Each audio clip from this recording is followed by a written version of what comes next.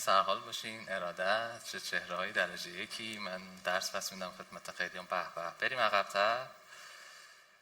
از به نام خدا. خب به نام خدا بریم ببینیم چه خبره. من امروز از یه زاویه دیگه ای با شما اسپانسرشیپ صحبت میکنم و امیدوارم که به کارتون بیاد، چون که بچه‌ها همه از زاویه کمی گفتن. من این دفعه کیفی میگم، ولی تهش من اعتقادی دارم که چیزی که منتج به فروش نشه چیز نیست. خب بریم نکست. یه نکست بریم. مرسی. خب من با ست کدینگ شروع میکنم. فکر میکنم که شما نکست رو برای من میزنی تا شروع بکنیم. ست کدینگ میگه که میگه مردم، خب خیلی شنیدیم اینو دیگه، میگه که مردم کالا یا محصولات شما رو نمیخرن، چیزی که میخرن اون داستان و روایت و درست شد، مرسی، داستان و روایت و قصه و ارتباطات شما رو میخرن. خب ست کدینگ رو میشناسید، نمیخوام معرفیش کنم، بالاخره پربازدید ترین بلاگ مارکتینگ دنیا رو داره و باید بررسیش کنیم و بریم جلو و میخونیم هممون و اینها. و اینا معمولا چیزای الکی نمیگن، چیزایی میگن که خیلی کار میکنه. حالا این یعنی چی که مردم چیزایی رو میخرن، ارتباطات و داستان شما رو میخرن؟ بریم جلوتر که من میخوام راجع به این حرف بزنم و قبلنها، یعنی تا 7-8 سال پیش، 10 سال پیش به درد نمیخورد این صحبته. الان جدیدن تو ایرانم به درد میخوره. یه نکست اسلاید بریم، مرسی. خب خوش آمدید به رویداد نکساپ 6 در مورد اسپانسریم و خیلی هم خوشحالم که محمد بهرانی رو داریم. یه بحثی من با بابک داشتم قبلش. من فکر میکنم پوینتر یه مشکلی دارم من روی پوینتر، اگر که بشه برای من شما نکست اسلاید رو بزنین. فکر کنم از رو به اتاق فرمان درستم گرفتمش. بعضی موقع کار میکنه. با بابک بحث داشتیم راجع به سلطان که ما این اتفاق افتاد. بعضی موقع کار میکنه، بعضی موقع ها نه.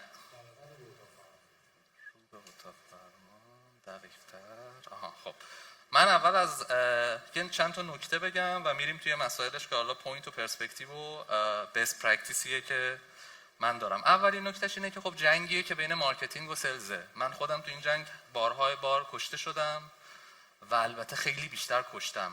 من قبلا تو تیم مارکتینگ می جنگیدم و می کشتم و خیلی البته کشته شدم. اخیراً وقتی که فهمیدم که معمولاً دولت ها با تیم سلزن، یعنی توپخونه ها رو مثل دولت عثمانی به سلز میدن و پر میکنن و بارود در اختیار سلزه، به سلز پیوستم و کمتر کشته میشم. البته باز هنوز کشته میشم، چون بعضی موقع ها تو مارکتینگ ها علاقه هایی وجود داره.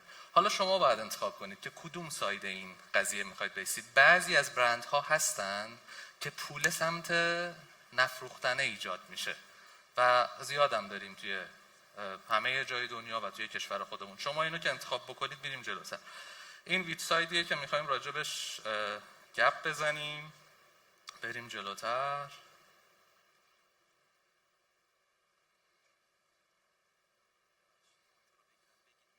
مرسی. خب یه دونه بریم اگر جلوتر، بحثمون حالا جذاب میشه. من اینجا سمت کثیف ماجرا وای میسم، سمت درتی ساید به قول معروف، سمت پول. چی کار کنیم بفروشیم؟ وقتی بفروشید شما میتونید کارهای خیلی بزرگتری بکنید، میتونید کمپیناتون رو 360 درجه تر بکنید. پس سمت درتی ساید وای میسیم. یه دونه بریم جلوتر. آقای هاپکینز رو نمیدونم میشناسید، البته نه اون هاپکینزی که بقیه میشناسن، این هاپکینزی که ما میشناسیم تفاوتش اینه که یه جمله خیلی قشنگی میگه چیزی که منتج به فروش نشه اصلا محلی برای ارائه یا اعراب چی میگن، یه اعراب محلی از اعراب نداره. که خیلی نکته مهمیه. ایشون هم از سال 1800 فکر میکنم 80 خورده متولد شدن و تا 1932 اگه اشتباه نکنم، که پدر پرفورمنس مارکتینگ. بریم اسلاید بعدی. خب پس این بازاریابی که اتفاق میفته چی باید باشه؟ من الان یه سایدش رو میگم، بریم یه اسلاید جلوتر. سمت بازاریابی کیفی مواجهه است، برندینگ، فرست مومنت آف تروه، این که بریم آقا ببینیم چیه، بریم ایجاد بکنیم و اینا، نمیدونم میخوام یکم پراگماتیک تر، عملگراتر حرف بزنم. تو ایران نیازه ایجاد شده، درست باید پاسخش بدیم، پاسخ درسته نیست. یه اسلاید بریم جلوتر.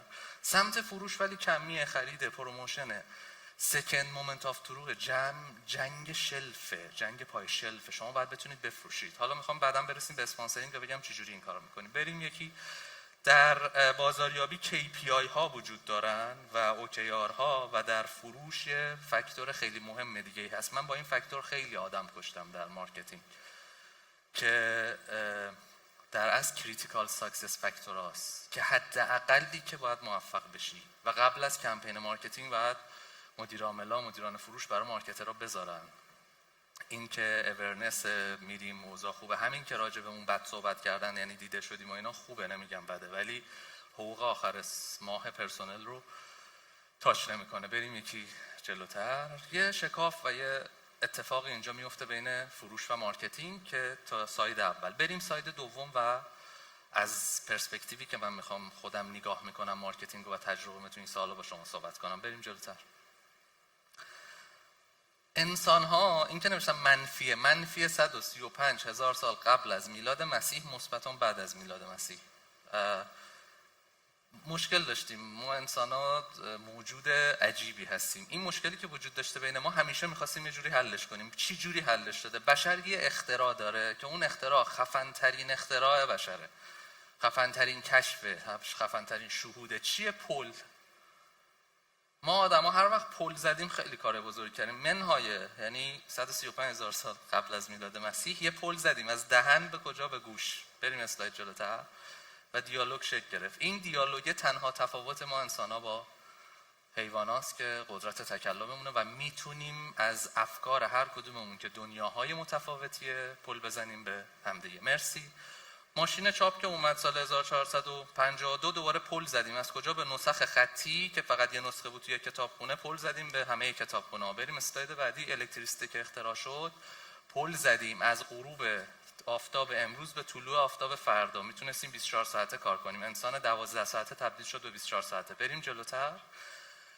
وقتی که اینترنت اومد پل زدیم. از کجا؟ از پشت میز خونمون به تمام دنیا. میبینید هی داره فلت‌تر و فلت‌تر میشه. و بریم جلوتر. امروز پل زدیم از خودمون. ما پل نزدیم، یه موجود خفن‌تر داره پل میزنه به ما و این خیلی اتفاق عجیب غریبیه.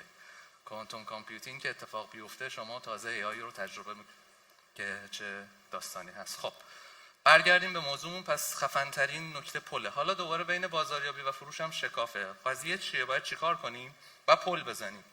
پلی که میتونیم بزنیم، بریم اسلایدها رو دونه دونه جلو. یه پلی اینجا نیاز داریم که میتونه دیالوگ باشه، حرف بزنیم.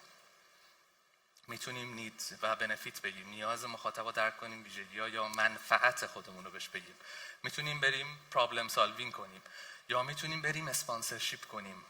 الان میشه. چرا؟ چون فلت شده دنیا و خیلی کارو میشه کرد. قبلا 10-15 سال پیش نمیشد. یا این پایینش هم هست که گفتم خیلی از برندها، خیلی از مجموعه هستن. این پولو، این شکافو میتونید با چی پر کنید؟ با پول. و خیلی هم خوبه. خیلی کمپینا هستن که شما باید برید. حالا آخرش توی KPI یا میگم خیلی روش حساس نباشید، با پول هم میتونید پر کنید. ست کدین یه چیز دیگه میگه که برند نباید وسط محتوا ظاهر بشه. اصلا هم هیچ اشاره‌ای به هیچ رسانه خاصی که وسط محتوا شما برندتون دیده میشه ندارم. فقط باید بخشی از تجربه باشید، چون انسان امروزی قدرت تفکیک داره. یعنی ذهنای امروز ورزیده است. بچه شما میتونه به حرف شما گوش نده. یعنی چی؟ یعنی میتونه نشنوه. نسل ما میشنید و اهمیت نمیداد. نسل امروز میتونه که اصلا نشنوه شما دارید چی میگید.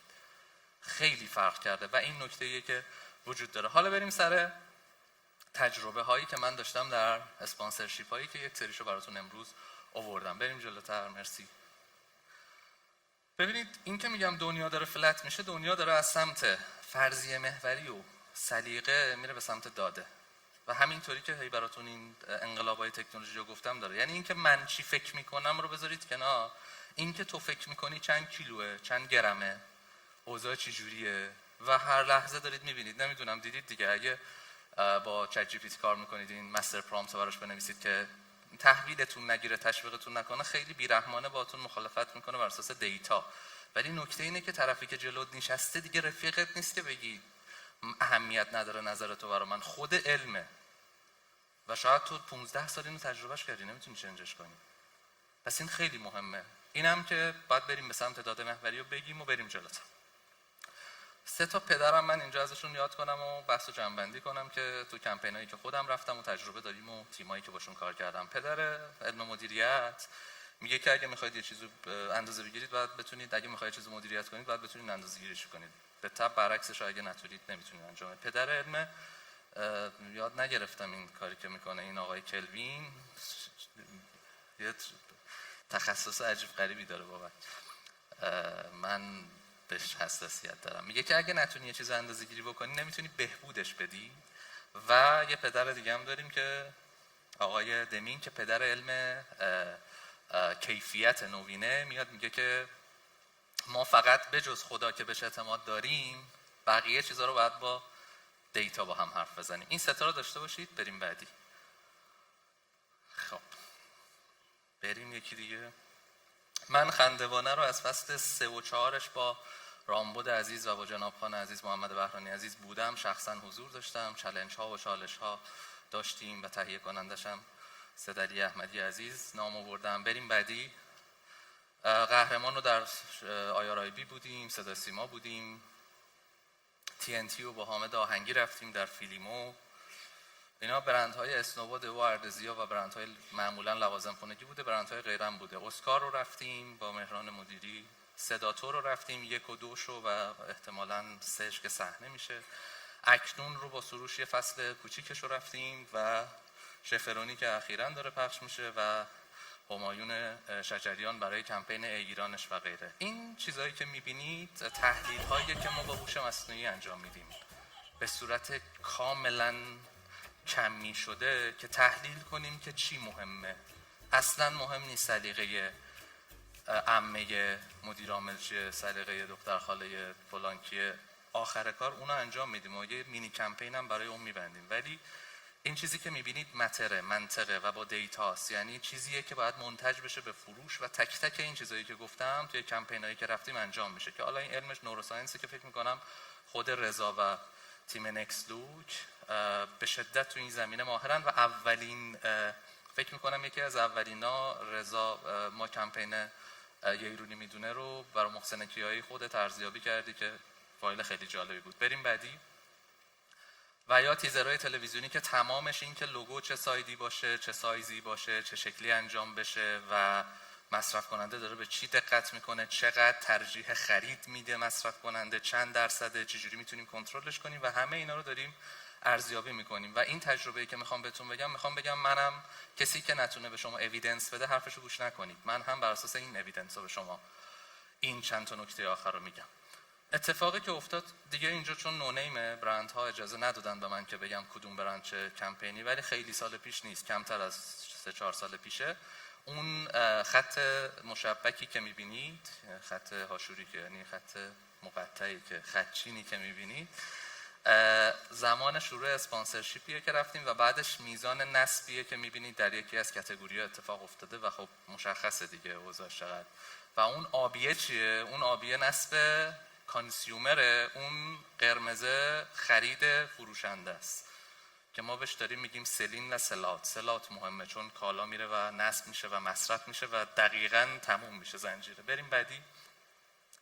این یکی میزان ارگانیک لندیه که ما تو لندینگ ها بدون تبلیغ، یعنی فقط با اسپانسرشیپ گرفتیم از سرچ شدن نام یک برند تو 3-4 روز که دارید میبینید مثلا هر روز میانگین 40-50 هزار کی ویو داشته و این اتفاقیه که افتاده. با اسپانسرشیپ ما تونستیم 61% کاهش هزینه بدون در نظر گرفتن نرخ تورم، یعنی اگه نرخ تورم رو در نظر بگیریم شاید 100 خورده درصد بشه و 187% میزان حضور شاخص حضور رسانه بر اساس دیده شدن مخاطب نهایی اتفاق بیفته.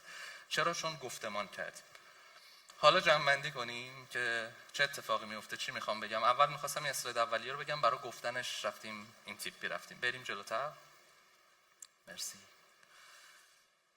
یکی دیگه بزنیم. باید همه چیزو فیت کنید. این فیت کلمه‌ای که من هنوز براش ترجمه فارسی پیدا نکردم و غیره. یکی این که از چهره استفاده کنید. حتما در اسپانسرشیپ از چهره استفاده کنید. بر اساس میگم حالا دیگه وقت نیست که من دیتای پشتشو بگم، تجربیاتشو بگم. یکی دیگه این که گفتگو کنید در مورد اینکه چرایی نیاز مخاطبتون به محصول شما، اینم خیلی مهمه، نه اینکه چیستیتون. خیلی مهمه که چرایی رو راجع بهش حرف بزنید. رامبد خیلی خوب این کارو در خندوانه انجام میداد و بعدش در موارد دیگه. بریم جلوتر. رامبد اسنوبو یه قسمتی از رشدش واقعا مدیون برنامه خندوانه است.